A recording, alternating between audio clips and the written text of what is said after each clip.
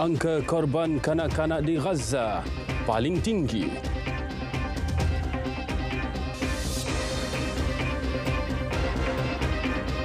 Assalamualaikum, anda bersama dengan saya Muhammad Akhtar Haji Hamzah dalam Dunia 10. Kanak-kanak yang dilaporkan terkorban dalam perang di Gaza lebih ramai berbanding perang sejak 4 tahun lalu di seluruh dunia. Ketua Agensi Pertubuhan Bangsa-Bangsa Bersatu PBB bagi Pelarian Palestin, UNRWA, Philip Lazzarini berkata hakikat itu sangat mengejutkan. Catatannya itu merujuk data PBB yang menunjukkan 12,193 kanak-kanak terbunuh dalam konflik di seluruh dunia antara 2019 hingga 2022. Bilangan itu kemudiannya dibandingkan dengan laporan daripada Kementerian Kesihatan di Gaza yang dikendalikan Hamas menunjukkan lebih 12,300 kanak-kanak maut di wilayah Palestin antara tempoh Oktober lalu dan akhir Februari. Tindakan Israel atau rejim Zionis yang melancarkan serangan darat dipercayai membunuh 31,184 rakyat Palestin di Gaza setakat ini, kebanyakannya wanita dan kanak-kanak. Kapal Spanyol Open Arms yang membawa 200 tan bantuan kemanusiaan ke Gaza berlepas dari Cyprus menggunakan laluan maritim baharu yang dibuka. Kapal kedua sedang disiapkan untuk melakukan perjalanan sama tidak lama lagi untuk membantu rakyat Palestin yang terkepung.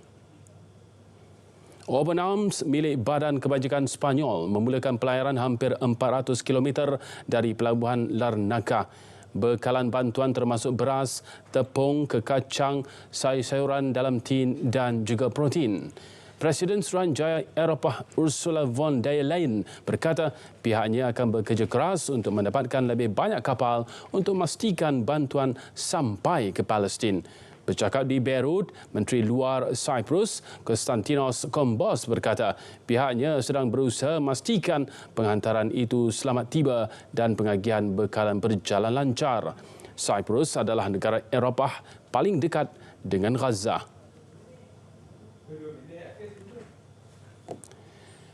Malaysia menerima sokongan dan pengiktirafan mengagumkan daripada pemimpin industri serta perniagaan di Jerman. Ini dengan pelaburan berpotensi bernilai 45.4 bilion ringgit. Perdana Menteri Datuk Seri Anwar Ibrahim berkata sokongan dan pengiktirafan itu turut diterima daripada kalangan pemimpin politik. We have registered a very impressive support, commitment not only among political leaders, very fast for the German government, the Chancellor, to invite me and the team to come and giving the honor and recognition to Malaysia, which is relatively much smaller economy, much smaller country, and the exchanges have been very frank, very fruitful, wide-ranging, and then the support by the captains of industry. As Zafrul said, quite rare when you have impressive array of chieftains, industry captains from large conglomerates coming, meeting us. Some we meet in the group, some we meet individually. And these exchanges have been extremely useful for us.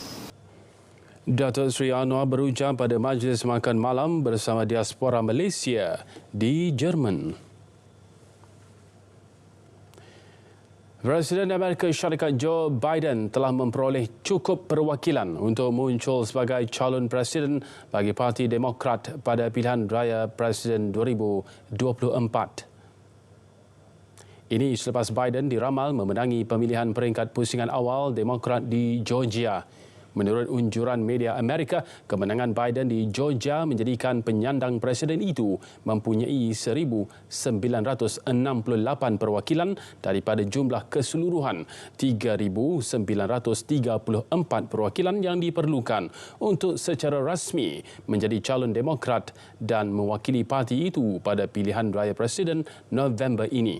Sementara itu, bekas Presiden Donald Trump dijangka memenangi peringkat pusingan awal Republican di Georgia dan semakin hampir dinamakan calon presiden bagi parti itu, sekaligus mengulangi pertembungan pilihan raya Presiden 2020 dengan Biden.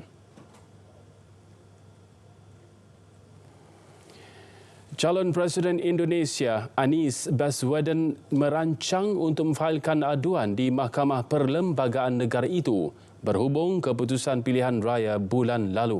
Keputusan tidak rasmi menunjukkan Menteri Pertahanan Prabowo Subianto yang mendapat sokongan daripada Presiden Joko Widodo memenangi undian pada 14 Februari dengan hampir 60% undi. Suruhanjaya Pilihan Raya Indonesia dijangka akan mengumumkan keputusan rasmi pada 20 Mac ini. Anies yang juga bekas Gubernur Jakarta berkata beliau merancang untuk memfailkan aduan selepas keputusan rasmi diumumkan. Bagaimanapun beliau tidak memberikan butiran lanjut mengenai perkara terbabit. Tindakan itu dibuat ketika parti-parti yang menyokong Anies dan seorang lagi calon presiden Ganjar Pranowo bersiap sedia untuk melancarkan siasatan parlimen terhadap tindakan kerajaan menjelang hari pengundian dan dakwaan pelanggaran peraturan pilihan raya.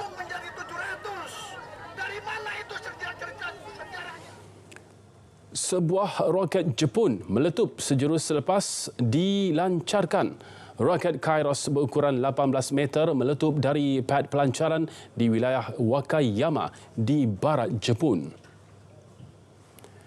Roket milik syarikat tempatan Space One menyasarkan untuk menjadi firma swasta Jepun pertama yang berjaya menempatkan satelit ke orbit menerusi pelancaran berkenaan. Malangnya, beberapa saat selepas pelancaran, roket tersebut meletup menjadi bola api dengan asap hitam mengisi kawasan pad pelancaran. Space One dalam satu kenyataan berkata butiran dan punca kejadian sedang disiasat secara terperinci. Syarikat tersebut ditubuh pada 2018 oleh pasukan perniagaan teknologi utama Jepun seperti Canon Electronics, IHI Aerospace, firma pembinaan Shimizu dan bank pembangunan milik kerajaan Jepun.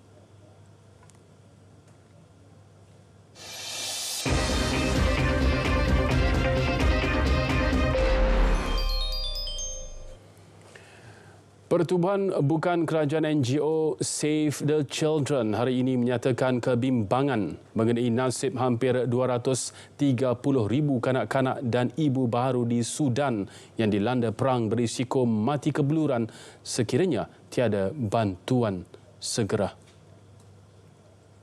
Menurut Pertubuhan Bangsa-Bangsa Bersatu PBB, negara itu dilanda pertempuran hampir 11 bulan disebabkan persaingan dua pasukan tentera jeneral menyebabkan ribuan terbunuh selain 8 juta orang kehilangan tempat tinggal di negara Timur Laut Afrika itu.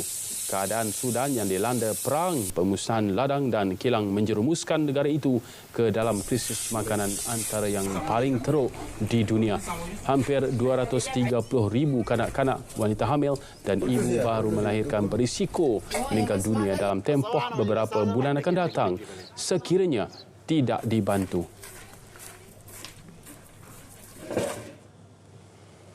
11 nelayan Indonesia terselamat manakala 22 lagi dilaporkan masih hilang selepas bot yang dinaiki mereka terbalik sebelum karam pada Sabtu lalu di perairan Kepulauan Selayar di daerah Sulawesi Selatan. Bot dengan sekurang-kurangnya 35 anak kapal itu terbalik pada Sabtu di perairan terpencil di Kepulauan Selayar di Provinsi Sulawesi Selatan sebelum 11 orang itu ditemui terdampar di dua atol berasingan selepas beberapa hari terapung di laut. Menurut agensi mencari dan menyelamat, mangsa yang terselamat berada di laut dan hanya berpaut pada bot yang terbalik selama 3 hari dan bot mereka terbalik ketika cuaca buruk sewaktu musim hujan di Indonesia. Pegawai Kerajaan Tempatan Andi Kakoamras berkata mangsa yang terselamat telah terapung di laut selama 3 hari dan ada mangsa ditemui di 2 lokasi berasingan. Sekurang-kurangnya 2 orang maut dan 26 lagi cedera selepas letupan kuat memusnahkan sebuah restoran di wilayah Hebei di China yang turut mengakibatkan kereta berdekatan rosak teruk serta serpihan besar bertaburan di jalan sekitarnya. Dalam kejadian kira-kira 8 pagi waktu tempatan itu, satu letupan kuat berlaku di sebuah restoran di Shanghai. Letupan itu disyaki berpunca daripada letupan tong gas daripada sebuah restoran menjual nasi ayam. Jabatan Penyelamat Bomba Langfang melalui kenyataan memaklumkan satu letupan dan kebakaran berlaku di sebuah kedai jalan berhampiran persimpangan Jalan Zuyuan dan Jalan Yangbin di kampung Xiangyang Zhanzuan. Jabatan itu berkata pihaknya menghantar 36 jentera dengan kekuatan anggota seramai 154 orang ke tempat kejadian.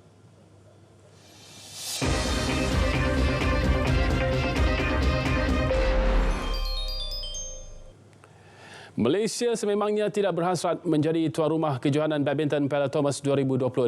Begitu juga dengan Persatuan Badminton Malaysia BAM. Menteri Belia dan Sukan Hana Yeoh menjelaskan BAM bukan menolak tawaran, sebaliknya tidak berhasrat membida untuk menjadi tuan rumah.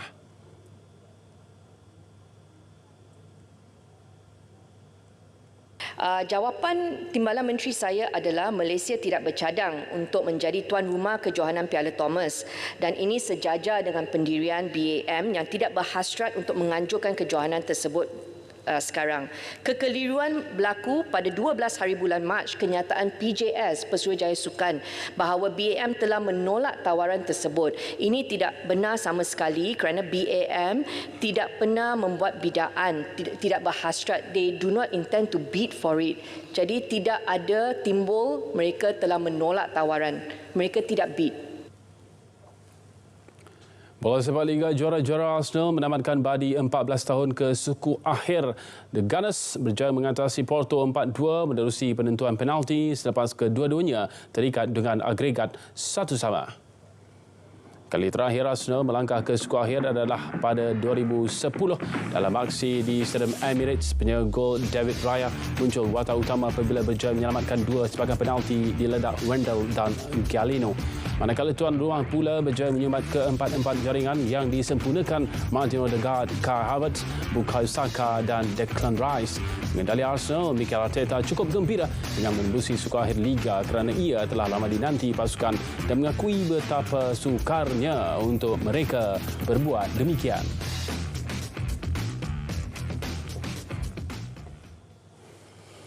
Dunia semula berakhir di sini dengan paparan menyayat hati. Penduduk Gaza berbuka puasa di kediamannya yang musnah di bedil rejim Zionis. Dari Sungai ke Zagara, Palestin pasti merdeka. Assalamualaikum, salam Malaysia Madani.